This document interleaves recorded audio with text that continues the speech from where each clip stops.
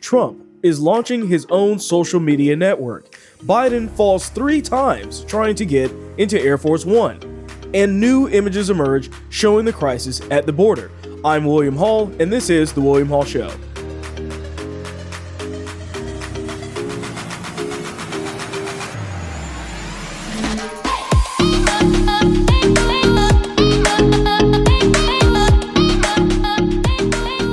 Trump is now looking at launching his own social media network. He's hinted at this in the past, but now we actually have a little bit of news to share on the absolute subject. So this is coming from one of his advisors to Trump, and he made a revelation on Sunday during an interview on Fox News Media Buzz. So he said, quote, "But I do think that we're going to see President Trump returning to social media in probably about 2 or 3 months here with his own platform." He continued, "And this is something that I think we will see as being the hottest ticket in social media. It's going to be completely redefine the game. And everybody is going to be waiting and watching to see exactly what President Trump does. But it will be on his own platform." That's the key there. His own platform. This is not going to be a partnership, as far as I know, with something like Parler or Gab, but it's going to be his own absolute site or application, something like that. Now, this is a big deal. I think that this is probably his best move. When he was talking about this, when the presidency and all of that stuff ended, he was asked about this on Fox News, and he actually said, well, I tried to get in contact with people at, say, Parler, other sites that he was in kind of just in talks with, in preliminary talks with, about actually launching his own thing.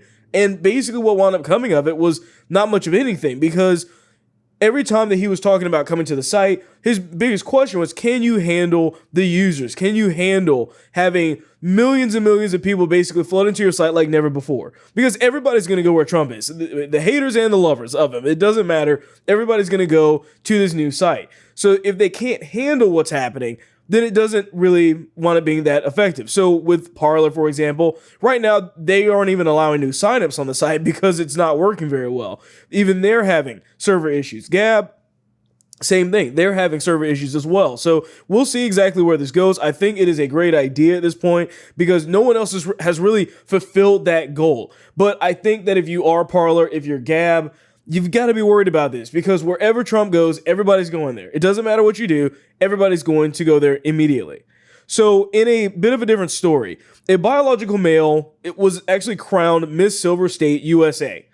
So it's not just a normal guy, of course. This was a transgender woman. What they're basically a man masquerading around to look like a female. They entered into this Miss Silver State USA contest, and it's this beauty pageant like many that go around across the United States, and they won.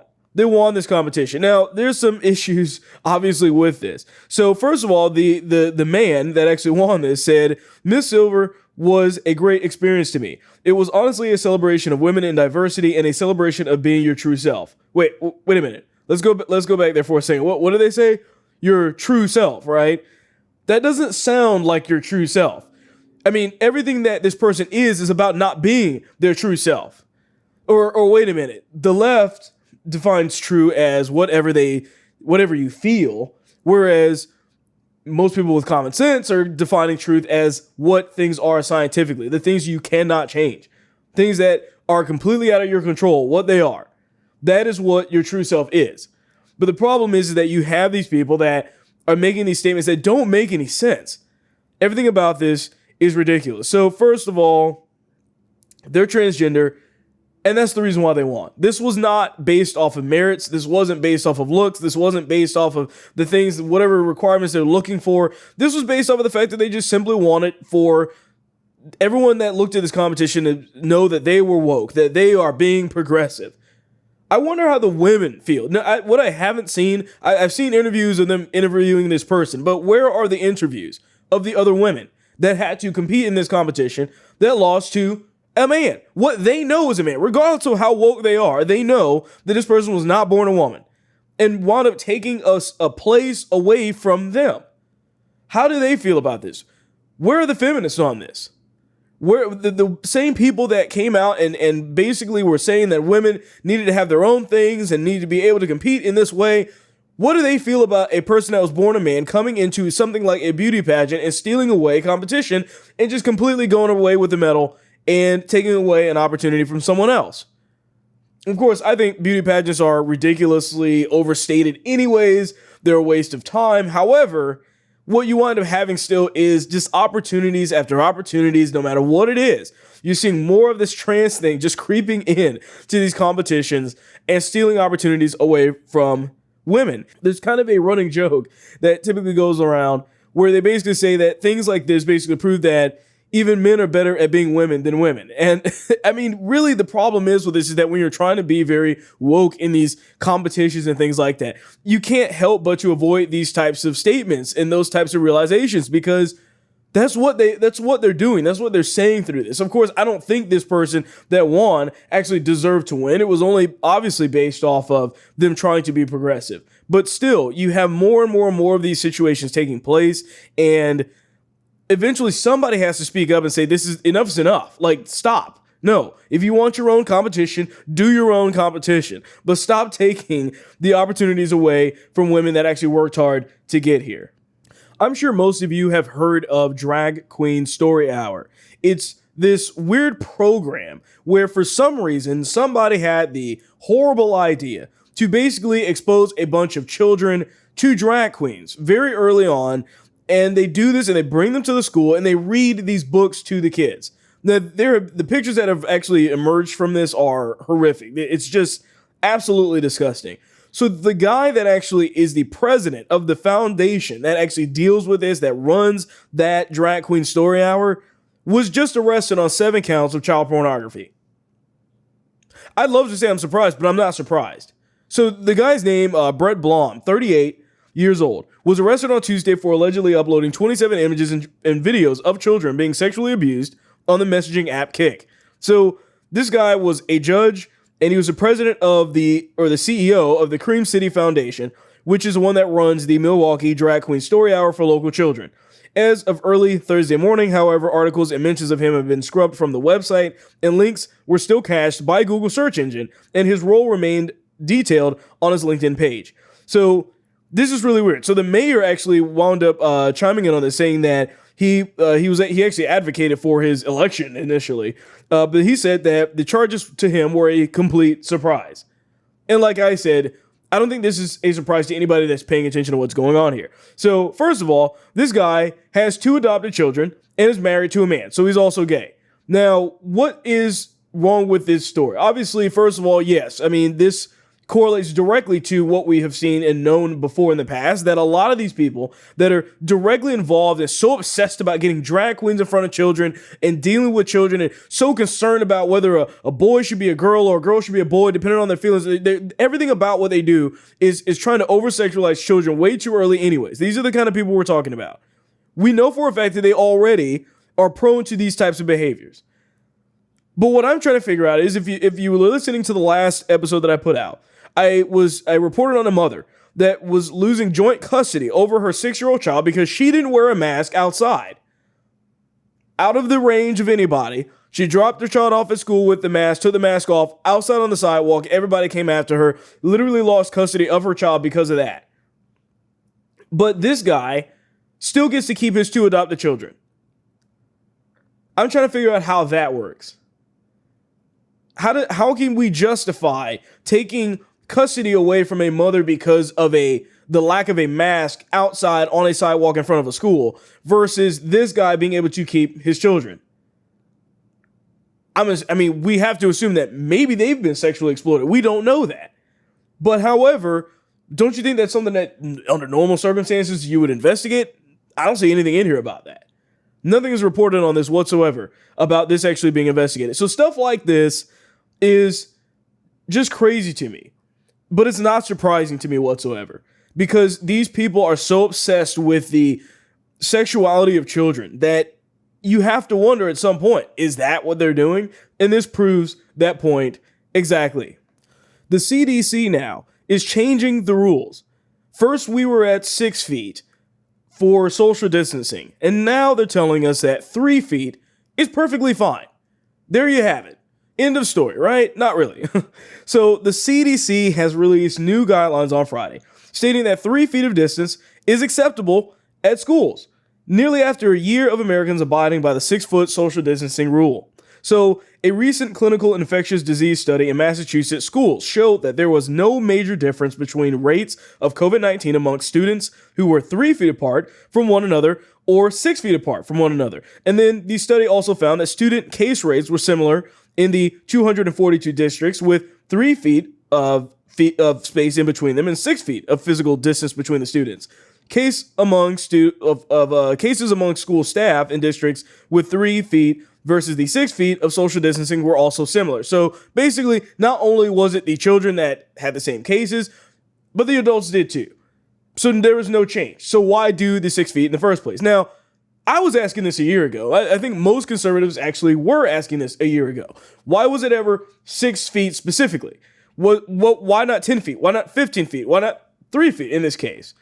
The studies weren't there yet. We were making assumptions, and the CDC basically said, 6 feet's good enough. Why don't we do that? That sounds about right. Let's go with that number. The problem is that people treated that 6 feet like it was gospel.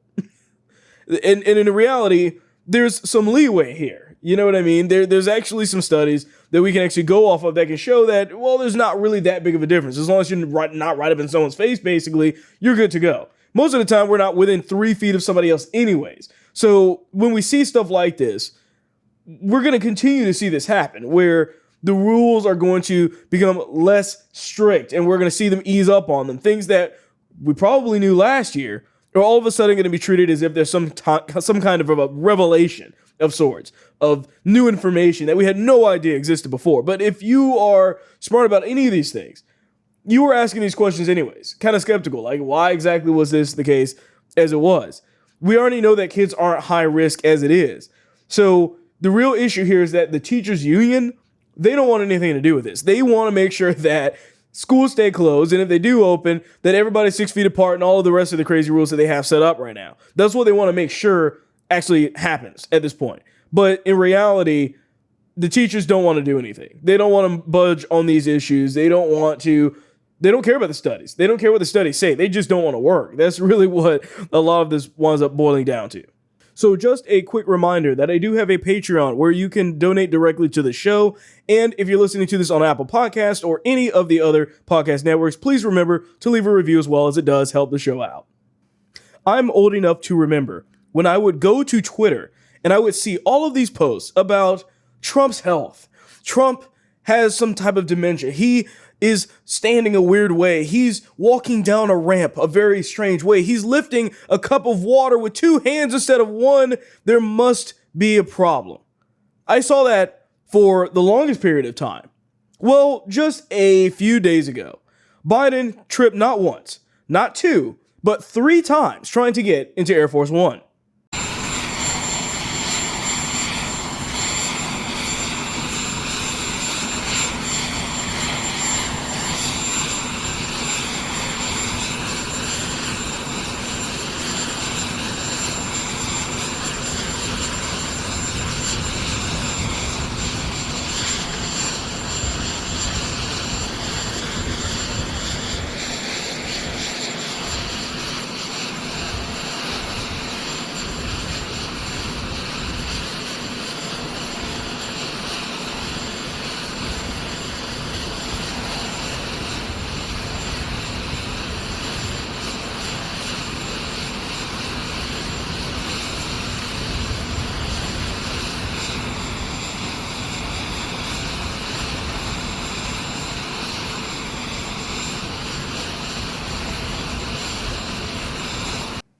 So if you're not watching this on video, basically what you're seeing here is Biden is stepping up through the staircases here on Air Force One, and he kind of trips a little bit and then he catches himself.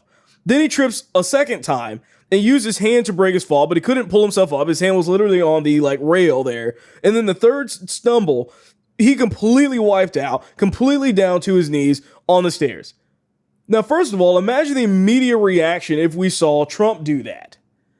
I saw all of these tweets under the video basically saying, this isn't news. Why are we reporting on this? Biden's doing fine. What's the big deal? The issue is because Biden said this when Trump was walking down a ramp weird. Step or two. What's your response to that? Look at how he steps and look how I step.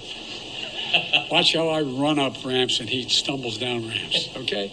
Come on. And of course, after that incident even took place in the first place with Trump walking down the ramp, he never tripped at all. What it was is that he was basically holding on to one of the guards or National Guardsmen, something like that, basically walking down the ramp because he said the ramp was smooth and wet, and he had on dress shoes. And if you have worn dress shoes ever, men's dress shoes usually have no treading on the bottom, which they didn't. And he was worried he was going to fall because the ramp was completely smooth. So absolutely a fine justification for what was happening. He never tripped or fell like this. I mean, Biden at this point basically completely wiped out on these staircases. Now look, I get it. I don't enjoy seeing Biden's health fail right in front of our eyes. It's embarrassing. It's ridiculous. It's not a good thing. And we can kind of laugh at it, but it's also a very scary look when you're looking at somebody like this. Like I said, that health is literally failing in front of our eyes. Not only do we have the dementia being a problem, but now we have the fact that this guy is not able-bodied to do anything or much of anything at this point. Once again, if Biden makes it to the end of this year, still president, I'll be blown away and surprised. I would not be surprised if you see Kamala Harris basically take up the mantle and take him out, because that's what's going to probably happen. They're just going to find some way to basically justify getting him out of office just so they can bring Kamala Harris in and take his place. But the real story here is how the media is effectively covering this up and reporting it. The White House basically blamed all of this on the wind. They said, quote, "It's very windy.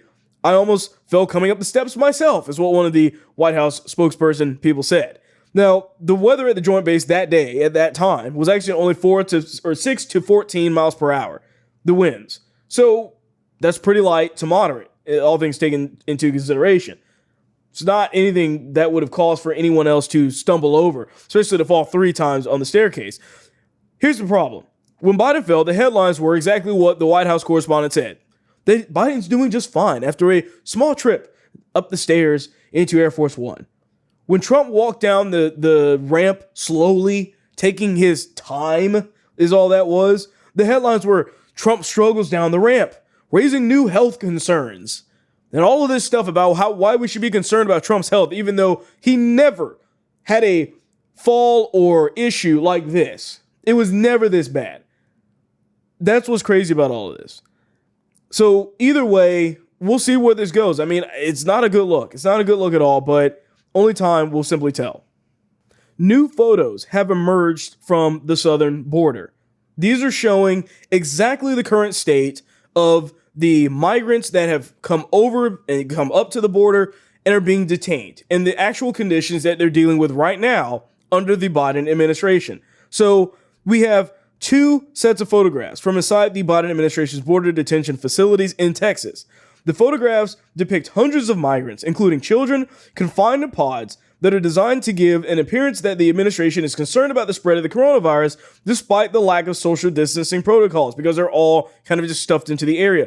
If you are watching this on video, I'm going to have pictures displayed showing that here. But James O'Keefe actually released a second batch of photographs showing everything that's going on there as well in more detail over the last few days. So there are 8 pods with 8 cells, each in the facility. At any given moment, there's an average of 3,000 people in custody there, and the illegal immigrants are separated by age or physical size depending on room. 50 were COVID positive in these cells over the last few days. There have been multiple sexual assaults, normal assaults, and daily medical emergencies. This was an issue for a while, and it's only gotten worse now because of Biden's immigration policy. The thing is that there was a guy once, I don't know if you remember, but I remember a guy that came out and basically said, look, the border crisis is pretty bad. So what we're going to do is to avoid a crisis is to build a wall so that we can make sure that we know exactly where these people are coming in at, prevent them from coming in these bad places, these spots that are dangerous, and actually go through the rightful places that they need to go through, funnel them through the right place so that we can get them checked in a orderly fashion. And we're going to try and get Mexico to help pay for the wall because they don't even like this stuff happening. Well, that basically just went out the window, didn't it? That was what Trump was wanting to do. That's what he partially completed. But the issue is that, of course, Biden's first step of action or plan of action is going to be to stop the production of the wall. And so everybody's now flooding in all of a sudden.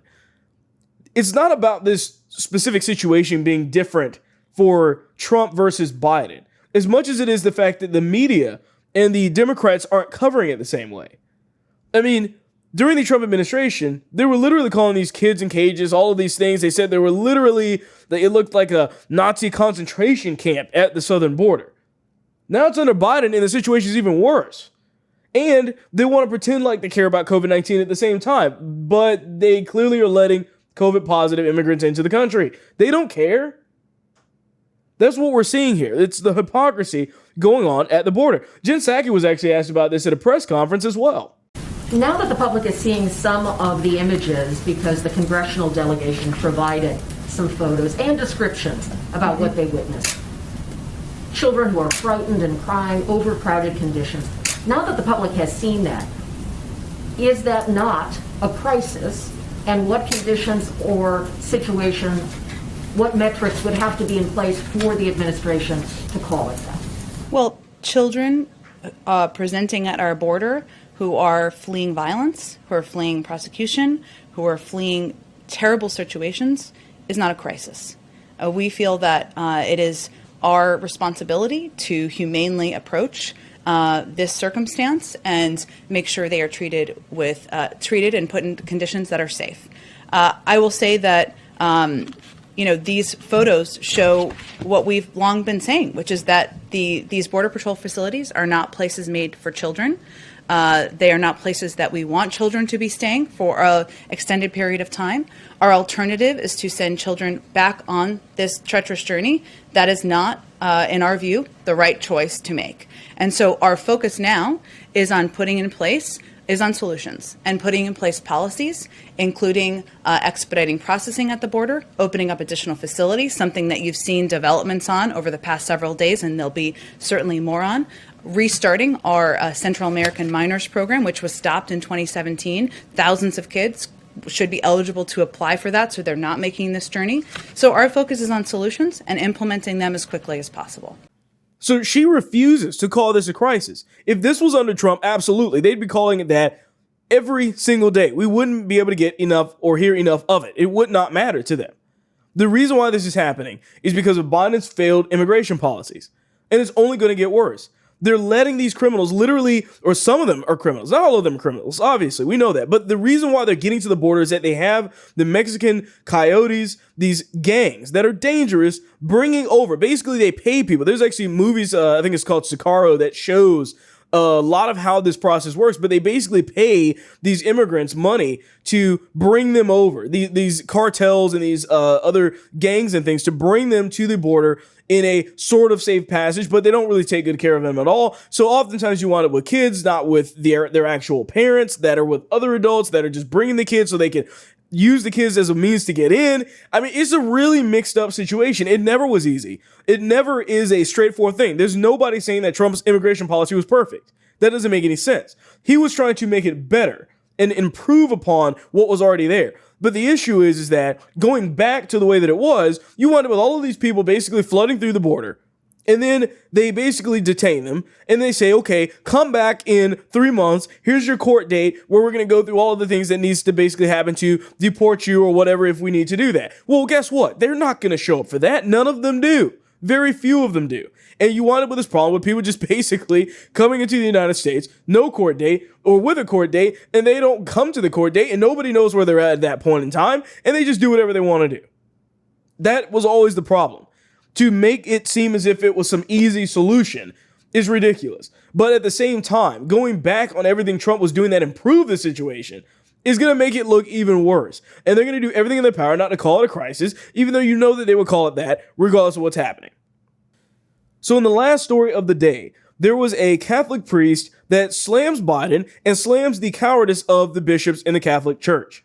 More of them are being killed every year in the United States of America than the death camp of Auschwitz killed in its entire 5-year history, every year after year after year. Oh, it's snowing outside. And on top of that, we've just recently elected a Catholic president, and he is Catholic, he's baptized, he is a member of the family.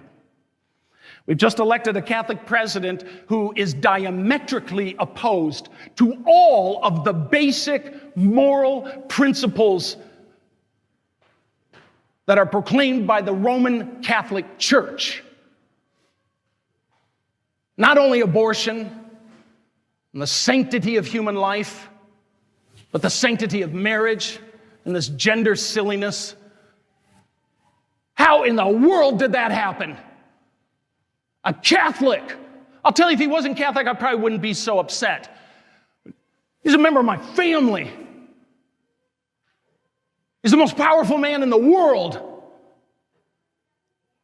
And he is absolutely opposed to the basic understandings that God is the author of life. How in the world did this happen? You want an answer? I'll tell you the answer. Because our bishops have been silent for 60 years through bad catechesis and cowardice. They have barely said a thing. A few papers here and there. They speak of, there's things they could do.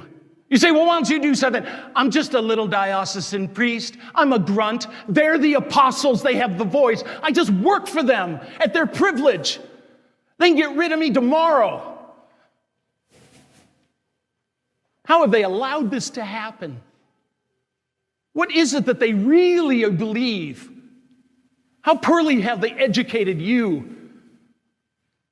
Good Lord. Can you imagine if in 2012, Mitt Romney, who was running for president, Mitt Romney, who is a Mormon, a member of the LDS Church, when he was running against President Barack Obama, if he were a cigar-smoking, whiskey-drinking, coffee-drinking Mormon, can you imagine if he had won the presidency? The Mormon Church would have gone apoplectic. This is not a representation of us. They just would have said, oh, no, don't look at him. He does not represent what we believe. Probably would have excommunicated him. But what do our bishops do?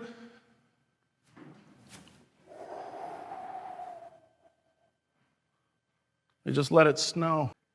I apologize if it sounds like I'm yelling at you. I am angry. It's a righteous anger, the same righteous anger that Jesus had when he drove the money changers out of the temple. He didn't hate those people, but he was outraged with a sense of righteous anger. Righteous anger means I'm incensed at what you are doing to someone else, and I am called to protect. Woe to me if I don't preach the gospel. I have to stand up for this. Jesus had to stand up for his Father's dignity, so he wanted a clean house. And I have this righteous anger. I'm just tired of this. Angry to the point where I am tempted to say this. If you are pro-abortion, I am tempted to ask you to leave St. Henry Parish. Leave this parish. Tempted to say that. Because then I think, where would you go? This is not just this parish that teaches this. This is the Catholic Church, the Holy Catholic Church of God that teaches this. What parish would accept your views? Sadly, you would find one. And that is an indictment against the bishops. But God help that parish that would let your ideas foster in their parish. And so instead, I will not ask you to leave. Why? Because this may be your only chance to repent, to change your mind, and to come to know the truth and finally embrace it. So I won't ask you to leave. This is your chance for salvation. You are welcome here, even if you're pro-abortion. But your ideas are not welcome here, and they will be given no quarter. The same with Joe Biden. He's a Catholic. He's a member of the family. If for some reason he would be in Buckeye on a Sunday, Joe Biden is welcome to come to Mass here. His ideas are not welcome here. And if you ask me a follow-up question, would you give him communion? No. Over my dead body. Not until he repents. He's a public figure. He needs to publicly repent. And we need to pray for his conversion. He is a member of the family. So first of all, I'm not a Catholic. I'm a Christian, but I still love what this guy is saying here. Because what he's basically talking about is the accountability of the church, the accountability of church leadership, and really it's an understanding that many of these woke churches, these progressive thinking churches, are around for every denomination, all of these. It's all out there. You can absolutely find a church that will not speak about sin, that won't talk about abortion, or if they do, they're fine with it. You just won't hear them basically talk about any of this stuff because they're so progressive and they're totally out there. And what you wind up with is you need people like this basically saying it like it is, that these practices are sinful, that they're not biblical, and that people need to stop pretending as if it's okay. So I love what he's saying here. I love that we can have people that are being realistic about it, because at some point we've got to wake up. People have to wake up to what's going on right now. I think a lot of it's because, once again, the church didn't speak up a lot about certain issues. Some churches still refuse to speak up about certain issues, and they let things just keep going and keep going and keep going. And by the time they realize where the culture has gone, what is now normal and accepted in the culture, it's too late. Or at least it's almost too late. Now we have a massive uphill battle to go in front of us because things have progressed so far to the left in the general culture that the church has lost ground in some ways. And that's why, regardless of the situations that we're in, we need to get more people into actual Bible preaching churches, into understanding what's actually going on in our world, in our culture. And right now, the problem is that the depiction of a Christian to many people is this person that's perfectly fine with all of the liberal policies, all of the abortion things. It's okay because they're just about love, love, love, love, love. And that's all they do. And there's no room for sin. There's no such thing as sin in their kind of view of Christianity, which obviously doesn't really make it Christianity at all, of course, but that's what they keep calling it. So it's good to see that some people are waking up to this stuff, talking about it, doing something about it, because that's what it's honestly going to take if we're ever expecting to see any type of real change. With that being said, I thank you for watching this show or listening to this show, and I will see you on the next one. You just watched an episode from The William Hall Show. Please remember to like, share, and subscribe.